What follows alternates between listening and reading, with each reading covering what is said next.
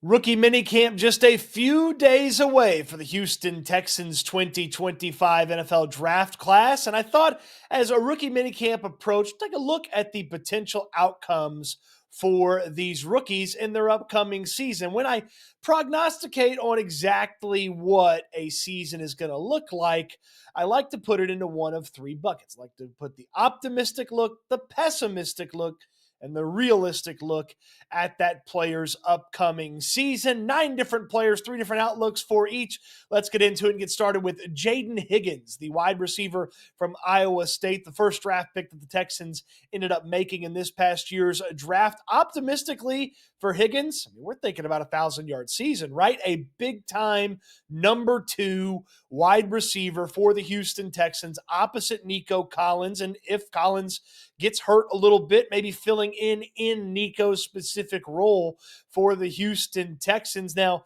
optimistically, 1,000 yards is a lot because the Texans have never had 2,000-yard receivers in the same season. So we're getting real optimistic here with Jaden Higgins. But he was one of my favorite wide receivers in the draft. Why wouldn't I think highly of his potential, especially if the Texans just protect a little bit better and Nick Caley is indeed an offensive mind that can impress in his first year as the offensive coordinator for this team. So optimistically for Jaden Higgins, how about a big year? How about 1,000 yards, a handful of touchdowns, and clearly the number 2 wide receiver for this team. Pessimistically for Higgins, he just never cements himself quite as the second option and is clearly the third option behind Nico Collins and Christian Kirk. And sometimes some of that press coverage just gets the better of him, and he doesn't quite have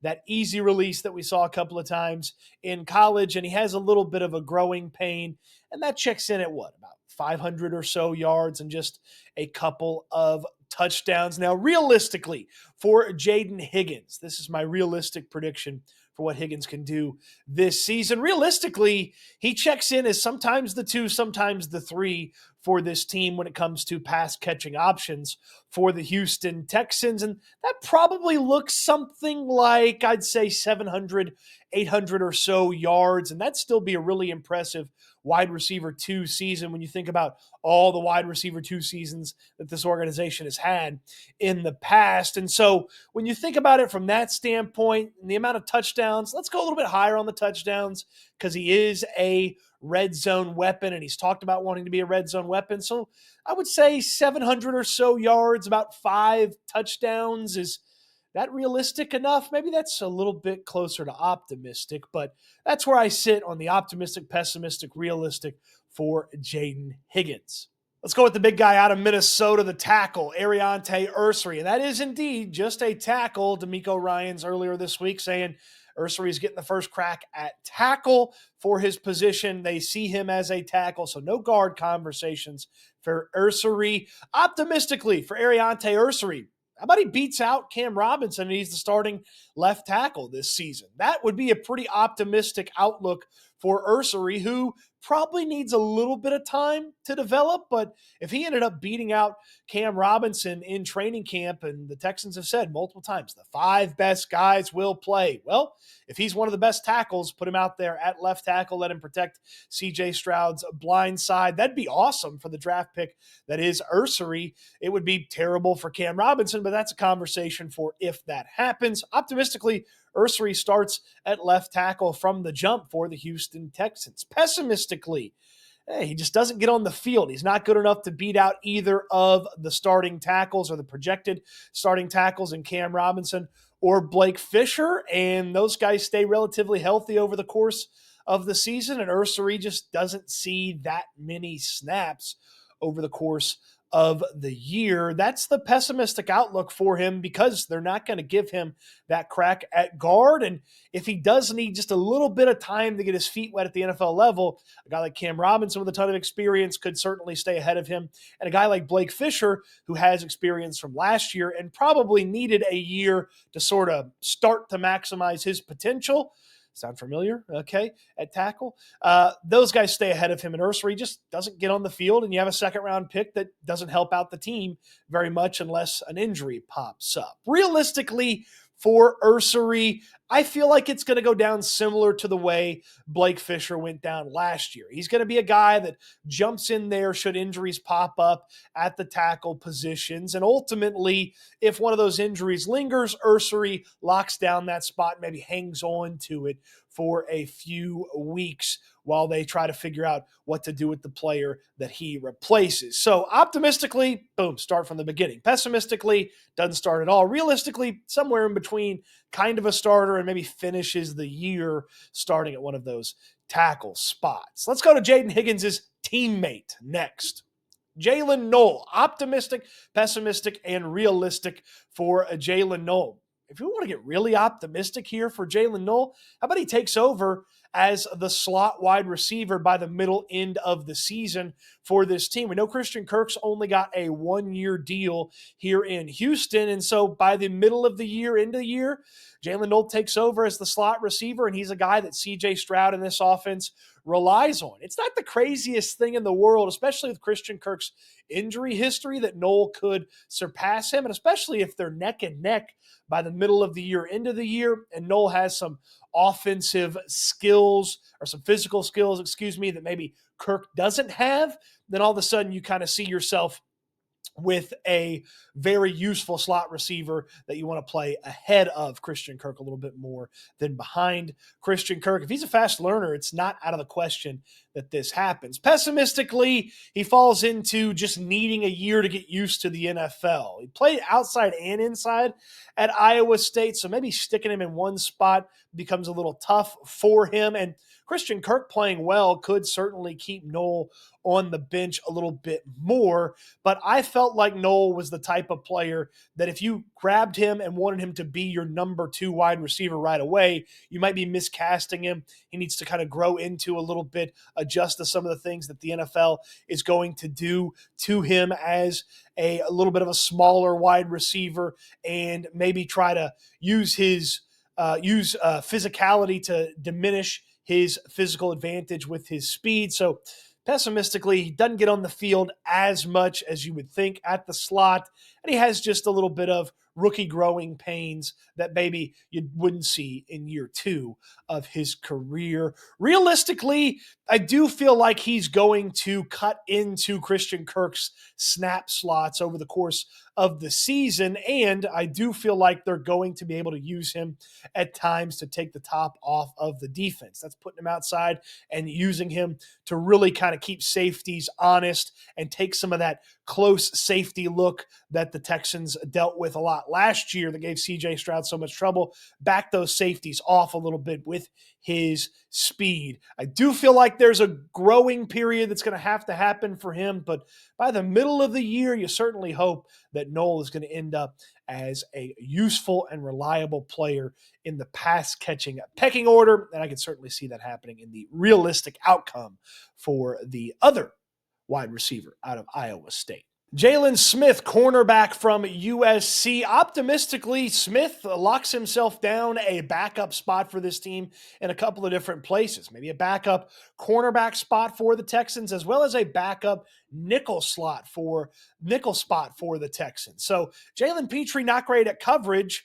Maybe Jaylen Smith gets some of those opportunities and is the clear backup for Jalen Pitre, as well as, because he played inside and outside at USC, a backup for Kamari Lassiter or Derek Stingley should Smith need to get in there. That's the optimistic outlook for Smith, with obviously some special teams usefulness added in. Pessimistically is, well, he really just kind of fades into the depth chart for the Texans, needing a little bit of time to get acclimated to the NFL, and he doesn't quite capture one of those backup spots, instead turning it over to maybe Ronald Darby when it comes to outside, and then maybe a different player or a different rookie even when it comes to some of those inside cornerback snaps. Realistically, I do feel like Smith is going to factor in as a depth piece a handful of times over the course of the season. I don't know that I feel great about him beating out Ronald Darby, but the Texans were content to let young players beat out veterans last year and move on from them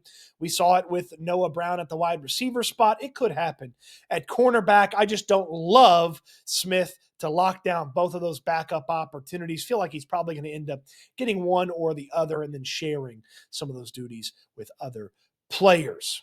Smith's teammate Woody Marks is next up. Man, I just don't know if Woody Marks is ever going to be a feature back, but let's get really optimistic here with what Woody Marks' season looks like. Optimistically, he takes over the third down running back situation, and he is the third down running back, blocking on third down, catching the ball out of the backfield on third down, and then, sneaking around with a run on third and whatever every now and then.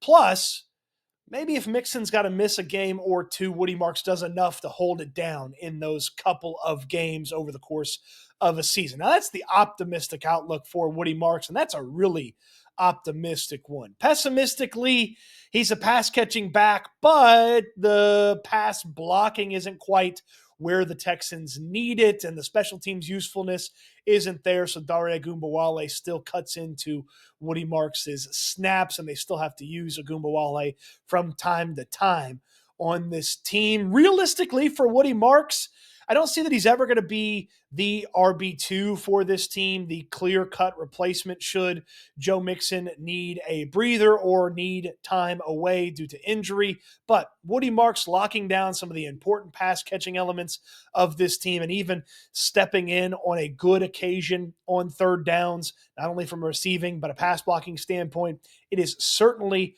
possible and certainly realistic for the rookie running back out of USC. Jaylen Reed, safety out of Penn State. What is the optimistic, pessimistic, realistic look on his rookie season? Well, if you want to get really optimistic with Jaylen Reed, he is the clear backup for Jalen Petrie at that nickel/slot cornerback spot, and they let him come down there, affect things like Petrie does around the line of scrimmage, and hopefully have some coverage prowess as well, in addition to being a depth piece for the safeties. Now, that's the optimistic look because he's going to have some challengers for that depth spot behind Petrie as well as depth at safety. Pessimistically, just a special teamer this year. Doesn't have a lot of usefulness on defense because you got to fine-tune some of the things about his game to make him just a little bit better player, to make him a player that you can trust to put out on the field on defense. So pessimistically for Jaylen Reed, he's just a special teams player this year. Realistically, I do feel like there's some heat-seeking missile moments for Jaylen Reed this year where they put him on the field and they tell him, hey, just go get the ball carrier. Doesn't matter if they throw him the ball or it's a run play, go out there. I do wonder if Petrie gets banged up, if Reed's going to get some of the opportunities from Petrie's spot in the defense. And as far as the depth goes at safety, factoring in a little bit, I think he sort of replicates more behind what C.J. Gardner-Johnson has than what Kalen Bullock has. So I would say that if C.J. Gardner-Johnson needs a breather or a rest or misses a moment or two, perhaps Jaylen Reed is a guy that you can go and trust in that situation in a realistic outcome to his season. Optimistic, pessimistic, realistic for Graham Mertz. I mean, I don't have high hopes for Graham Mertz. I don't believe the Texans should have drafted a quarterback in this draft. Optimistically, he's the new Keaton Slovis. He takes over what Slovis's role was with the organization, which was on the practice squad, and is the third quarterback clearly, and not even actually on the depth chart because he's not on the 53-man roster. So he is the practice squad quarterback, and if the Texans needed to have him up as an emergency quarterback, they do indeed do that with him as the practice squad quarterback. Pessimistically, he's not on the team. Realistically, if the knee injury heals up in time, I do see him taking over for Keaton Slovis, but it doesn't feel like a roster spot on the practice squad that has to always be occupied by Graham Mertz. So with the addition of Mertz in a realistic outcome, I guess most of the year he spends on the practice squad as the third QB clearly. And then I guess if you wanted to add the optimistically, he takes over for Davis Mills next year because they like him so much. But realistically, he's the new Keaton Slovis. Big Keonte Hamilton, the defensive tackle from Rutgers. Optimistically for the big fella, well, he makes the team. Okay, it's a very, very competitive defensive tackle room. There's only a handful of opportunities there at defensive tackle. I got a good feeling that Mario Edwards is on this team. Got a good feeling Sheldon Rankins is on this team. That leaves about 3 spots with a bunch of other really serious contenders for those 3 spots. Well, if Hamilton locks down one of those spots, hey, great job by the rookie. Again, I really like what he did on the bench press and the broad jump at his pro day. He didn't get invited to the combine, but his bench press numbers would have been the tops amongst defensive tackles at the combine had he been invited. We know the stopwatch can lie sometimes. Moving the weight, it doesn't lie.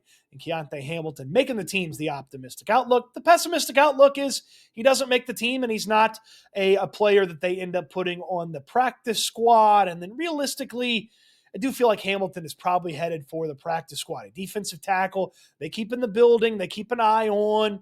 They want him to kind of continue to learn how they do things. Maybe he gets elevated every now and then because an older player at defensive tackle's banged up for a game or two. But I'll tell you that realistically, Hamilton is looking at a practice squad spot for himself in 2025. The last draft pick for the Houston Texans, Luke Lachey, the tight end out of Iowa. Optimistically for this Hawkeye, he makes the team and he is clearly involved in the tight end rotation as a blocker. That's my optimistic outlook for Lachey, who had some pretty good success blocking. And as I talked to people that covered Iowa, probably has a little bit of room for growth as a blocker, but optimistically makes the team, finds himself as a blocker at the tight end spot that Nick Caley trusts in situations where they're clearly putting the tight end on the field to block. Pessimistically, doesn't make the team. Hasn't bounced back from the injury a couple of years ago that robbed him of most of his season with Iowa and just doesn't showcase enough blocking prowess or athleticism to keep him around even on the practice squad. And realistically for Lachey, well, I think he's going to make this team. I really do. I don't know if he's going to always be a trusted player or always find himself in there when the Texans need a blocker at the tight end spot, but I feel like he's going to make the team, and the team keeps 4 tight ends and him being the 4th tight end. So realistically, kind of in the tight end rotation, the 4th tight end, and a guy that maybe grows into his role over the next couple of seasons. What say you for the optimistic, pessimistic, and realistic outlook for these various players? Let me know in the comment section down below who I had right, who I had wrong, your optimistic, pessimistic, realistic outcome of a player that you like from this draft class. It's in the comment section down below where you can leave your comments. On your way down there, throw me a thumbs up on the video. Subscribe to the channel if you haven't already. Of course, check out my friends. Check out me and my friend Landry Locker from the Locker Room on the SNL Texans Talk channel each and every weekday at 4 p.m. Don't miss out on that. Rookie minicamp coming your way on Friday. You don't want to miss out on any of the live updates from that at Cody_Stoots. Of course, Houston football will have a big breakdown of it in written form, and we'll talk about it here on the channel as well. Appreciate you watching the video. I hope you enjoyed it. Optimistically, you did enjoy it. Pessimistically, you didn't enjoy it. Realistically, I maybe talked too much. Can't wait till we talk Texans again soon.